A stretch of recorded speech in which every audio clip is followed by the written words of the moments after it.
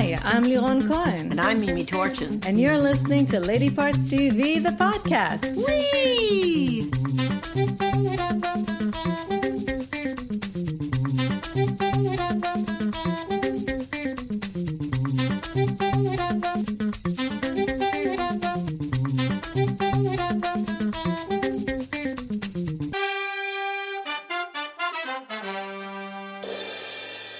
Hi, everybody. Happy 4th of July weekend if you are celebrating or if you're, I don't know, resisting in some way. Well, also I think some people had to go back to work on Friday. Oh, well, here we are. We're back to work. We're taking a podcast. Gosh, I had to put on a suit and a tie. And go to the next room. Yes. Yeah, I know. Oh, gosh, I was dreaming about taking subways when you awoke me this morning. I guess that will constitute as work. All right, we'll start with the stats. We tallied 19 primetime shows, out of which 11, 58%, were written or co-written by women, and 37% were directed by women. I would like to see... Is that all? Because I thought I saw more... No. Wasn't Absentia... Yes, that's what I counted for most of the 7, but I would like to see really a change in the... I think we've been doing this for, a couple of years now, and I think that we've consistently been singing the directors hover around the 30s. The mid to high 30s. Yeah, I don't know that we ever even broke the 40s once or twice, maybe. I think it's time to go up. And speaking of Absentia, that's the first show that we're going to talk about today. So in case you don't know what it is, it's a show on Amazon. It's the second season. All 10 of the episodes of the second season are currently there. And I'm sure the first season is there, too. Oh, of course. It was created by Matthew Cyrulnik and Gaia Violo, and it's starring Stana Katic. Oh, she's so wonderful. She is, and it's a very, very different role from Kate Beckett. So intense. And the first season ended kind of with the vague, the last 5... It was very, very satisfying until the last 5 seconds of the season, when they kind of had this hint that maybe she wasn't all good. Yes, because, just really, really, really briefly, she disappeared. She was an FBI agent. She disappeared for 6 years. 6? Oh, that was 8. 6 years, presumed dead. Her FBI husband married someone else who helped raise their son. And suddenly they got a tip. They found her in a cabin. She didn't remember anything that happened to her, though she did start to remember. And she was tortured. And anyway, she's very damaged. And that was just the first season. Yeah, and there were a series of murders that happened that she was accused of. So she had to clear herself, and that's why at the very end they made it seem like, well, maybe. Maybe not. Except that when this season resumes, there's nothing at all. mention of it, nothing, like it never happened. Which I found to be a bit bizarre, although I was relieved because I wanted her to be good. And in fact, when the first season ended, we said, well, I hope that they continue this because now that she's back, she can go back to being part of the FBI and she has a whole new skill set, unfortunately. And she's a brilliant, brilliant, brilliant agent. Yes. One of the best, and she's fearless and amazing. Well, fearless, although now she's severely traumatized. She has PTSD, and they explore that a lot, which is very appropriate. Mm-hmm. Yes. But this season also there's a whole new, it appears to be a whole new case, and then it also, we see how some connections to her own case. And then suddenly it's all about her own case. I mean, it's a complete tie-in, and it's still not really over. Yeah, although I prefer, if they do have a third season, which I hope they do. They're going to. I'm almost positive that I saw that. I do prefer that they wrap up her, at least her mystery, and focus more on both of her, how she's dealing with it now, and on her new role in the FBI. Well, they have, to some degree, explained it and sort of wrapped it up, but it could still be happening. There could still be things tied to it. Also, there was a terrorism. Right. And... but still, it all kind of was connected. It's real heavy. It was a very suspenseful... First of all, it was really heavy. I mean, as much as... It was so suspenseful that I wanted to watch more, but it was so heavy that I kind of had to cut it off to 2 episodes for a night. And then we did 3. And then we did 3. I was just so into it. I'm still thinking about it. It still clings to me. I think that one of the reasons that it was so heavy was because she is just really, really damaged. And really, you completely understand after what she's been through. Oh, my God. Her face is so expressive, doing almost nothing some of the times. Just her eyes. She is really a good actress. Everything about her body language, everything about her being kind of is very dark. And again, but she powers through it. She really, really does, which is admirable. Which is part of the reason why she was, chosen for all of this. You'll find out. We'll let you find out. It's a very interesting as well as exciting and nerve-wracking and dark. I loved it. By the way, it's a partly an Israeli production from the guy who directed half of these episodes. Also directed all the False Flag, which we told you about last week. And also Angel Bonani is in it. Who's in False Flag, and Patrick Husinger plays her husband. Yeah, and Cara Theobald. I don't know who she is really, but she's wonderful. Yeah. Plays Alice. The new wife. Patrick Husinger's new wife. Yeah. So, Absentia is on Amazon, both seasons in full. We highly recommend that you go and binge on it. And again, if it's one of those things that you really did have to watch the first season, and why wouldn't you want to watch it? Exactly, you do want to watch it. So, Absentia, starring Stana Katic, on Amazon right now. Okay, now we are going to talk about yesterday, which I have to say... What did we do yesterday? No. Yesterday, we didn't do much, but I did barbecue. Yesterday, every time I see a preview for it, I don't care how many times I had already seen it, I laughed and I said, I want to see this film.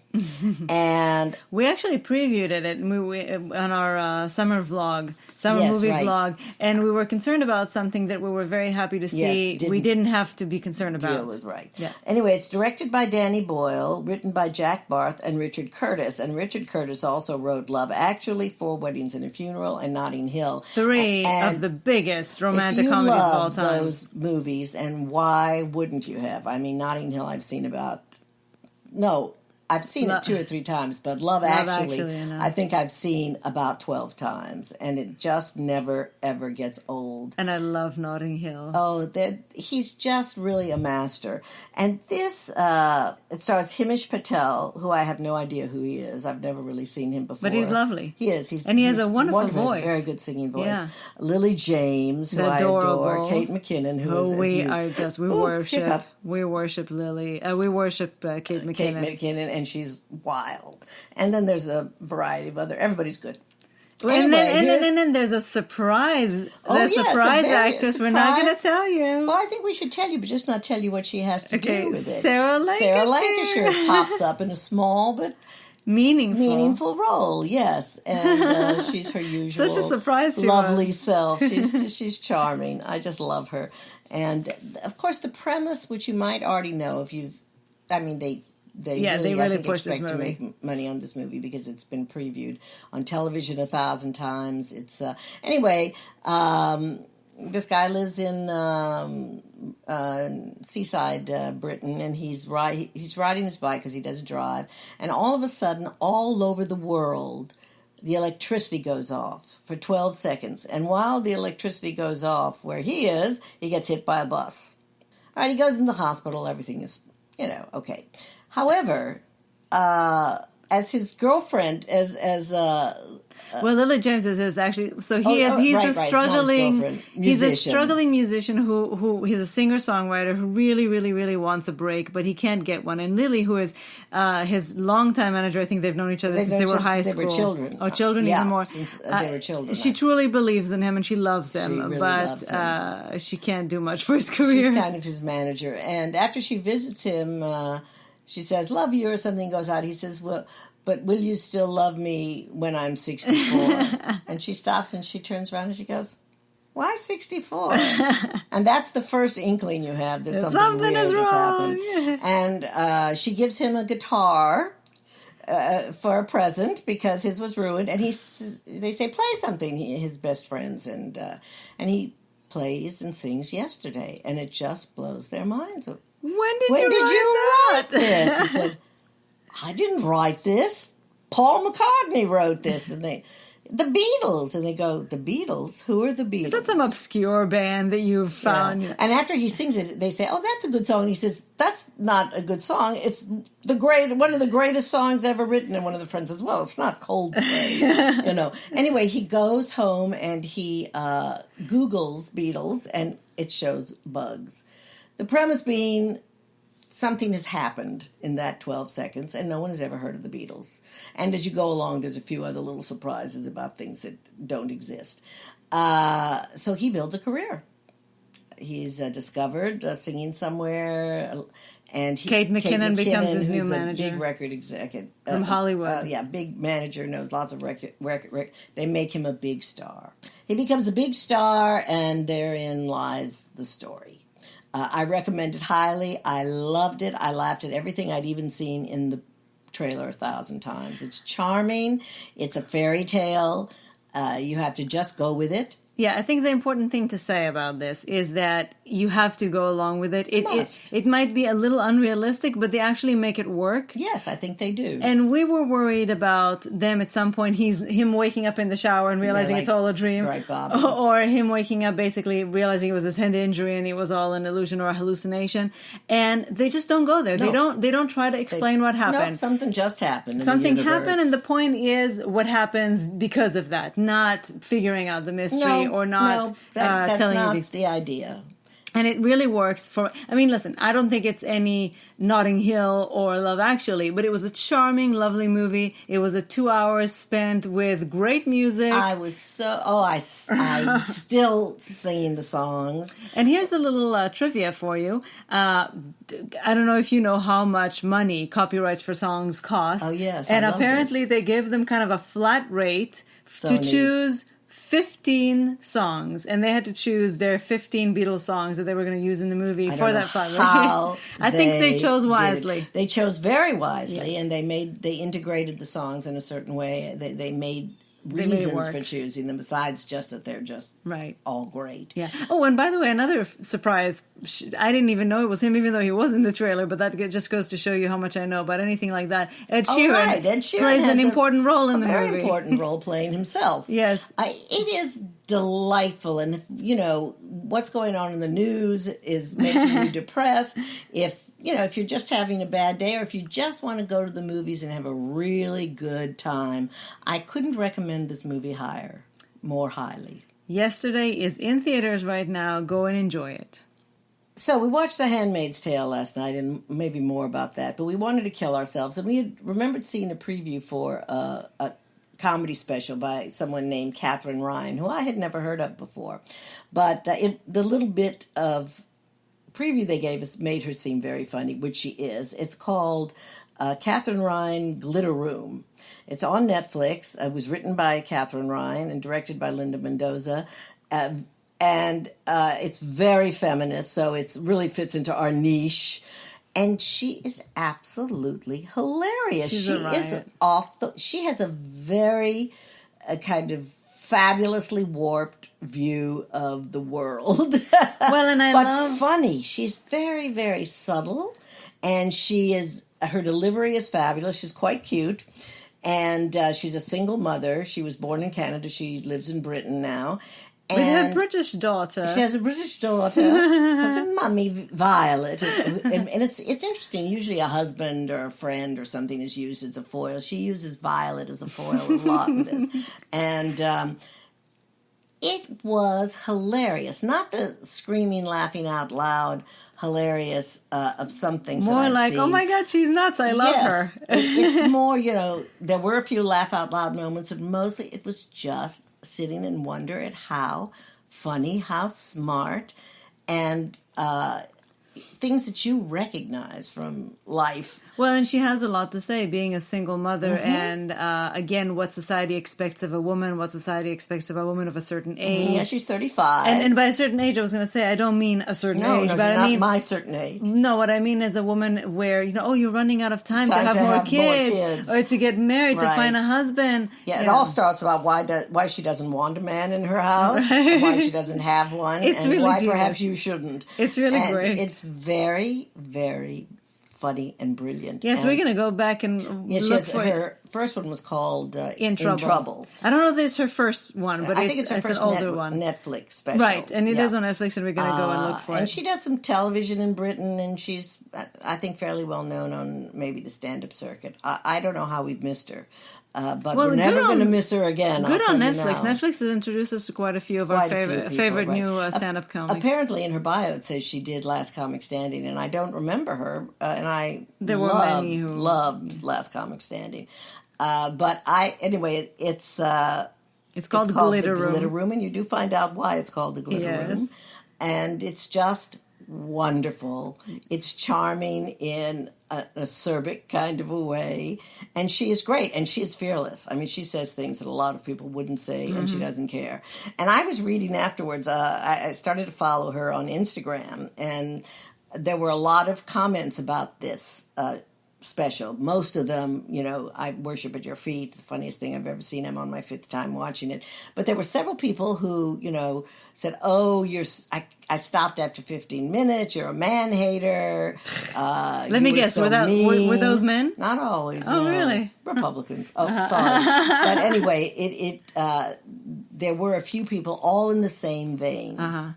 Well, that's probably for the same reasons that I loved her. They loved her, and then 95% of the people who commented were over the moon. Well, Katherine Ryan, Glitter Room, it's on Netflix. Check it out, and then go back and see In Trouble. Katherine Ryan in Trouble. We're gonna probably watch it tonight. Probably. And now, Mimi, it's your turn again because this is Shakespeare related, but it's contemporary, and it was really great. This is a movie called Ophelia, and it's in theaters now and on video on demand, both.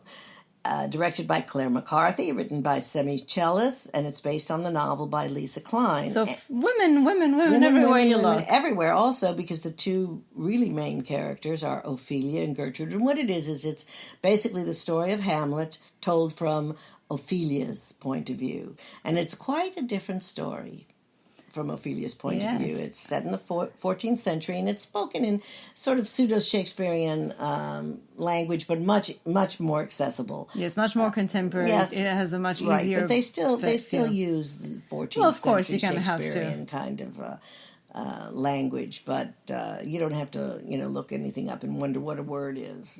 Like hoist on his own petard. I still don't know what a petard is. I've looked it up 15 times. Anyway. Gertrude is played by Naomi Watts, but Ophelia is played by Daisy Ridley, who is just... What do you mean, but? Well, I'm going, but in a big way. Yeah, but Naomi is fabulous. Oh, I love Naomi. Naomi is always wonderful, and there's a little surprise here. There's a nice surprise about Naomi that I really, really liked. I really liked that twist. It was great. It was a great, fun twist.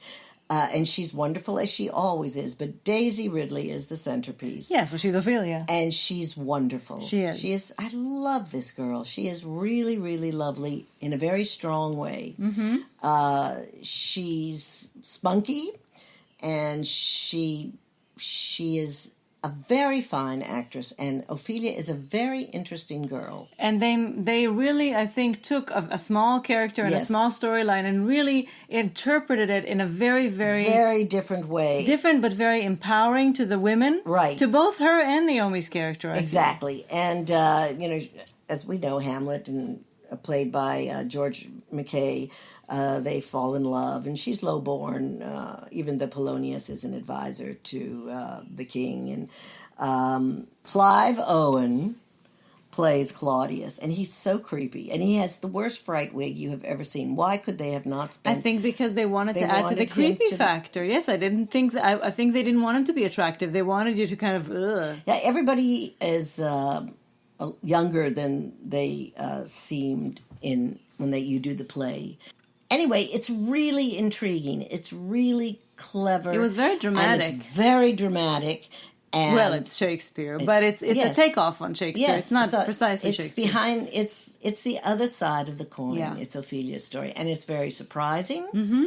And I think you will love it. I mean, Hamlet. We did. I love Shakespeare. I especially love the tragedies, and this is a wonderful, and there are little bits here and there of the Hamlet, but there are a lot of things that you wouldn't have guessed, and it's really good. I just recommend it if you like period dramas, if you like Shakespeare, if you loved Hamlet, if you like women, you will love this movie. And I will also it's a little add, slow in the beginning, I think. A little bit, but it becomes more and more powerful, and the finish is very strong. And I would also like to say, I am not necessarily a fan of I of course, admire Shakespeare, and I've read it and stuff, but I'm not, if I see, Shakespeare, let's go see it. It's not my first choice.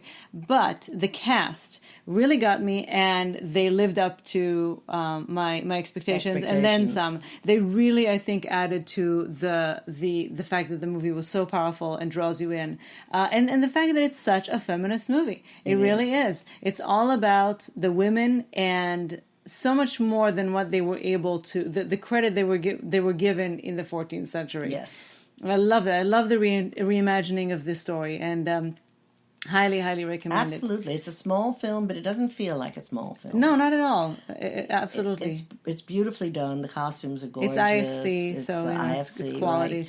Right. It's quite excellent. I really recommend it very highly. So, Ophelia, if you live in a city that has some art houses, it will probably play there. And if not, it's on VOD. On demand. Yep, you can just get it on demand. Mm-hmm. And it's intimate enough that you'll be very happy to see it. And everybody has such huge screens these days. Yes, and anyway, it's not a lot of big battle scenes. No. It's not Macbeth. It's not, right. Richard It's character driven. It's character driven. So you'll be very happy to see it on your television screen. Finally, we want to tell you about another film we saw that was completely off the beaten track for us. And if it hadn't been offered to us to review, we would have never seen it. Yeah. This is why I love these small movies that we can tell you about that you would probably not hear about if you just read the mainstream or watched the mainstream, because we really find these little gems that will not be blockbusters, will not, probably come to your attention, but we can do that. So here we go. This is a movie. Hello. There's a bird wanted to chime in. It's a movie called Phil. It's in theaters right now, actually, starting this weekend, and it's also in digital and on demand. And it's Greg Kinnear's directorial debut. Yes. It was written by Stephen Mazur, and yes, it's two men, and the main character is played by Greg Kinnear. Yes. But Emily Mortimer was quite central. Taylor Schilling was even in it. Mm-hmm. Bradley Whitford, by the way, whom I'm really liking these days. He seems to be in everything. He's regrowing on me. And Jay Duplass was in there too. But I liked what this movie was about. It was it was kind of a rumination on life and death and sadness and depression. And it's about a man who is just unhappy. He's a dentist. And he's just divorced. Unhappy, right? He has a child, a daughter who lives with her mother most of the time. And he's just unhappy. Whatever he does, he's one of those pessimistic guys who's just unhappy. And he's having suicidal thoughts. And one of his patients comes in, and he's just the kind of guy who seems to have everything that Phil wants to have. And so he becomes obsessed with finding out what his life is about. And as he's stalking him around, he finds out that he killed himself. He's in the process of killing himself as he's stalking him. And I'm sorry that I have to tell you, but it is part of the premise of the movie. So I'm not. There's no way really to get around telling you that he kills himself. Yeah, though it's a very kind of powerful moment when that surprising. Happens. And then he can't wrap his mind around why would somebody with a perfect life kill himself. And so he inserts himself into this guy's life, pretending to be somebody, an old friend who's familiar to the family. And he kind of, for, I don't know, however long that is, if it's a month or whatever, kind of completely assumes the identity of this other person. Lets his own life go to hell. Yes. His dental practice. His poor assistant. And just, I think he's missing the point. He's trying to figure out why this guy killed himself, but in the process, he's finding that he's actually enjoying his new life. Mm-hmm. And this movie is really, really a lot about, I think the bottom line of it, if it really even has a bottom line, because I think it kind of leaves it, again, it's a rumination, kind of leaving it for you to decide what you make of it. But I think what really it's about is that it's not about what you have, it's about how you perceive what you have. Some people are happy with very little, and some people are very unhappy with a lot. Yes. And some people would be happier if they gave themselves a little more. That's the other thing that maybe you're unhappy because you don't contribute to your happiness.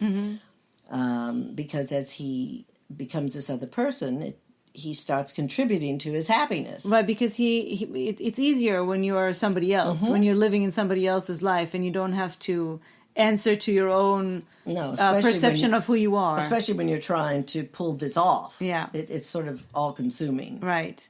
So it was a very, very surprising movie. Very interesting, very original. It's not what I thought it would be.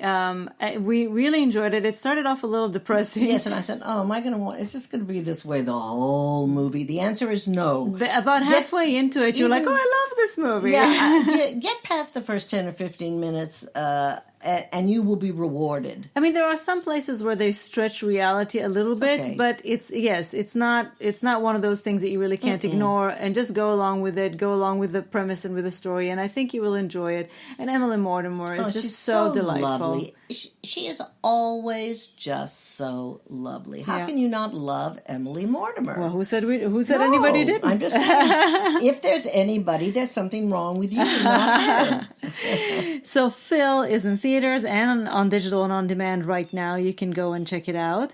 And before we go, we want to leave you with one last thought about something we already talked to you about last week. Unfortunately, keep talking about it until something happens. Probably, but I just want to let you know that next week we shoot this. We tape this on Fridays and we post it, as you know, Saturday early in the morning. And next Friday is our anniversary, and so we'll be busy doing other things, and so we will be skipping next week's podcast. That's not what we're going to be talking about every week.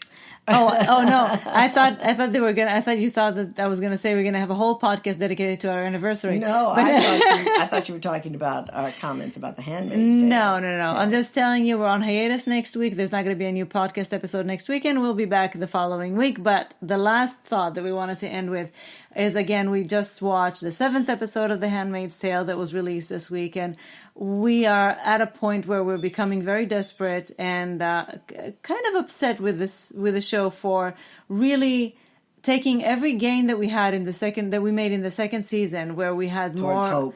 Yes, we had more agency, we had more collaboration, we had more resistance, we had really more hope.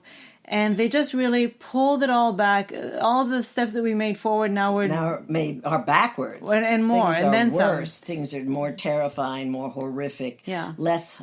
I don't see a glimmer of hope, because even on Canada every front isn't that hopeful anymore. On every front, there's regression, and I understand. Again, we said this last week. I understand if they're trying to make a point, but at some point, they would lose me. And as I said, I already told my mom don't watch it because I don't think she could take it. Because if she can't take the second season, she for sure will not be able to take the third.